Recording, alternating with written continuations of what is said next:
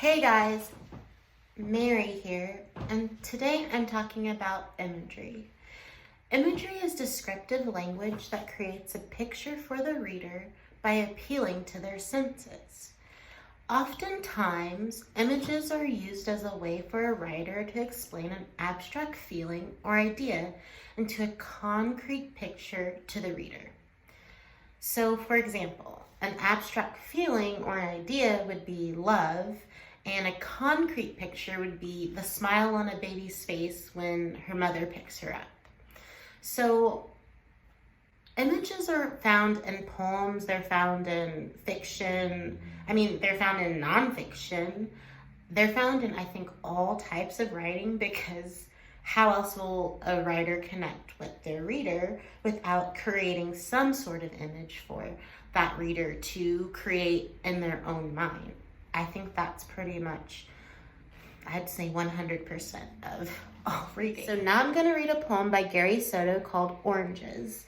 And in Oranges, he uses all the senses, sight, hearing, touch, smell, and taste, in an effort to connect the reader from an abstract idea of dating and first love with a concrete image of oranges.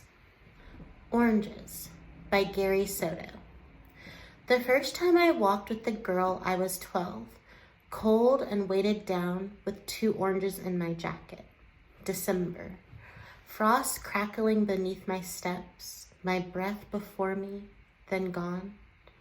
As I walked toward her house, the one whose porch light burned yellow, night and day, in any weather, a dog barked at me until she came out pulling at her gloves.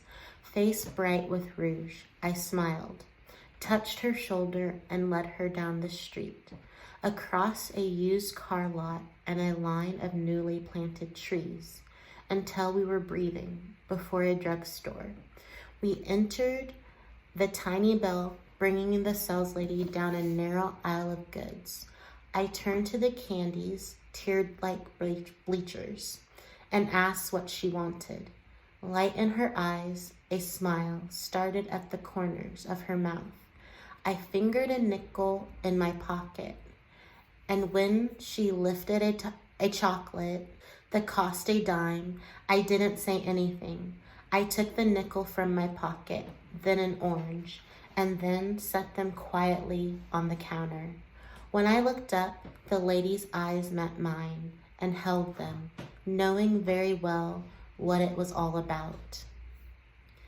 Outside, a few cars hissing past, fog hanging like old coats between the trees. I took my girl's hand in mine for 2 blocks, then released it, let her unwrap the chocolate.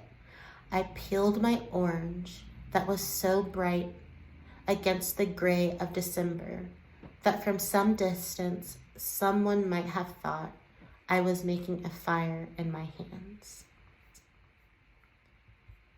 Gary Soto uses a ton of imagery in that poem, right? So let's go sense by sense and unpack it. Sight. So obviously I had to put on my glasses to see, so better sight. So let's talk about some of the images that Gary has. 2 oranges in my jacket. Obviously, an orange is something very concrete that the reader can identify with. Everyone knows the fruit that is an orange. My breath before me, then gone. Breath before me, then gone indicates that, it's probably a colder time of year.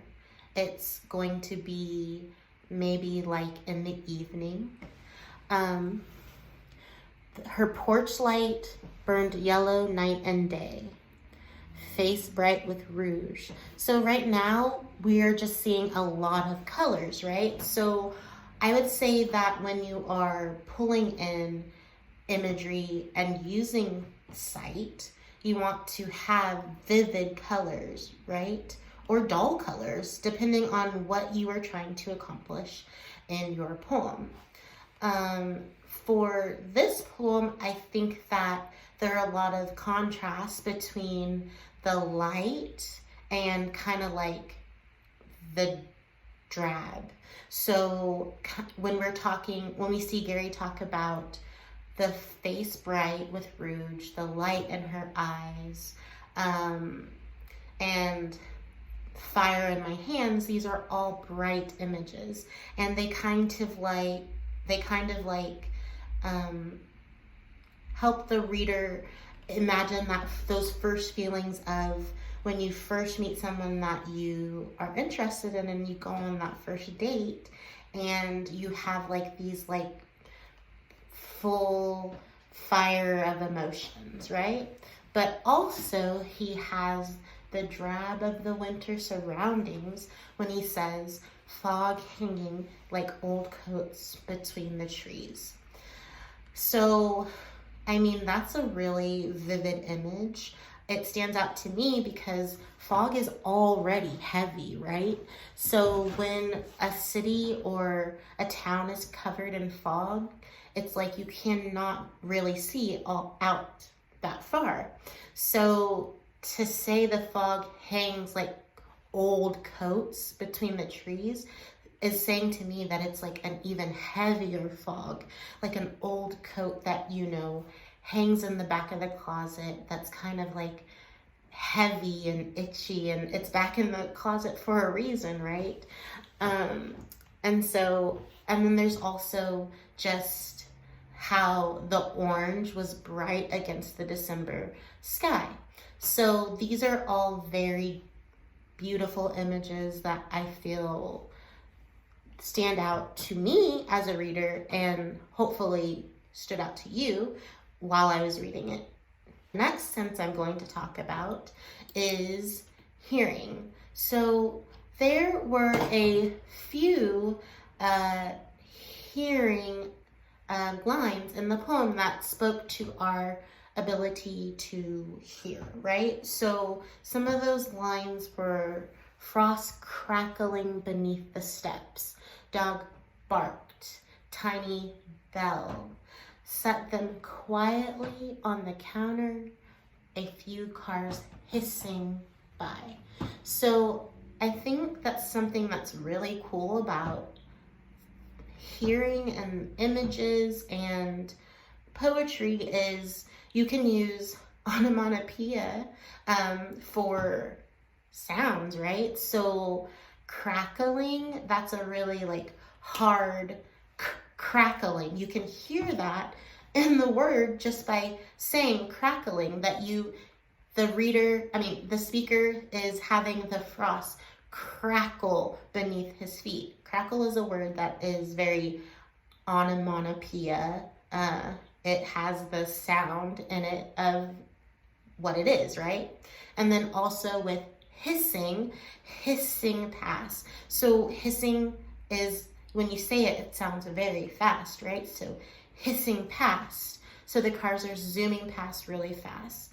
And we can hear that. We can hear that atmosphere, right? Of, I guess, busy traffic at night, right? So I really love when authors, poets use hearing in their work, because it's something that we can all connect to, whether it's something like using music or just, using onomatopoeias, even just, bringing out images that ignite a certain sound in a reader. So such as like tiny bell, we've all heard some sort of bell in our life that we can then connect to. So when the speaker is walking into the little drugstore, we can hear him walking into the drugstore because we've also had that experience, so it's in our auditorial memory. The next sense that I'm going to talk about is touch. So touch is something that we all have experiences with, whether it's hard, soft, hot, cold, warm, spiky, so painful. And in his poem, there are a couple images that Gary uses for touch. So some of the examples that stuck out to me were cold and weighted down. So that is like, obviously we know what cold is like. We all just experienced cold recently here in Oklahoma a few weeks ago when it was like 10 below. And then weighed down, which is that heaviness that the writer is trying to convey to the reader of the oranges being in his pockets. So another example, it would be, I think a really great example is fingered a nickel in my pocket. So I feel like this image kind of speaks to the nervousness of the speaker, because you can imagine him, if you close your eyes, and you can imagine him in his pocket, fingering, like twirling around this nickel in his pocket, kind of nervously, knowing that his new girl that he's on this date with for the first time wants this chocolate that's, more than what he has.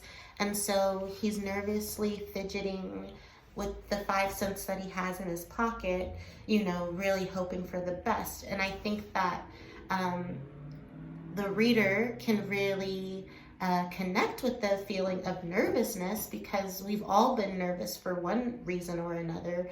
It doesn't have to be because we were on a first date or because we were shortchanged, but we've all experienced nervousness. And so his image was just another way to take that abstract feeling of like nervousness and make it manifested in a concrete way. So Gary Soto also uses smell and taste, which might be my favorite senses because they involve taste. And who doesn't love taste, right? So some of the images that stuck out to me were when she lifted a chocolate. So obviously everyone knows a chocolate bar. And I think like chocolate can often be an image for excitement, because who isn't excited when they don't have a chocolate bar? And I mean, it's even a new chocolate bar because she hasn't even eaten it yet. So it can also be an image of something new, which it seems is like something that relates to their relationship, because as we learned, they were going out for the first time. And so then there's also the taste and the smell of the candies, and that were tiered like bleachers. And so in my mind, all I can imagine is just really just a lane of candy just stacked to the max with chocolate galore. And that sounds amazing to me. And then the last image I think is really great, is I peeled my orange, because not only does really peeled my orange also work for touch, because obviously there's the peeling of the orange, and we all know that process of peeling an orange. It can be a little difficult, and if you don't get in there good that first little peel, right? So there's the touch, but there's also the smell of when you peel that orange. And then intrinsically there is that taste. When you can smell the orange, you can almost taste it, because the smell is so fragrant. Obviously, orange played a big role in Gary Soto's poem. He named his poem Oranges, and I think that orange worked out to be a very, very powerful image, because it came to play throughout the poem in so many different ways. Whether it was the orange in his pocket, or him peeling the orange, or offering the orange, as additional potential payment for the chocolate bar. And so I think that this is a great example of how we as writers can use images in our own work. And so I would encourage you to now take what you've learned of using the five senses. So let's just go over those again. There's hearing, there's sight, there's taste, smell, and then touch. And so we can use those things in our work to connect things to a reader that are kind of difficult to put to just words because they're feelings or their ideas. So, freedom, love, fear, nervousness, we talked a little about. Now I would encourage you to get out there and try this. You can start by taking a abstract feeling or idea and coming up with a concrete image that you feel illustrates that idea. So, for example, freedom, one might think of the American flag, or love, one might use the image of a heart. And these are just things that I thought of off the top of my head. So imagine what you could do with a little bit of time. So thank you for coming to learn about imagery with me today. And I hope that you get out there and start making tons of images.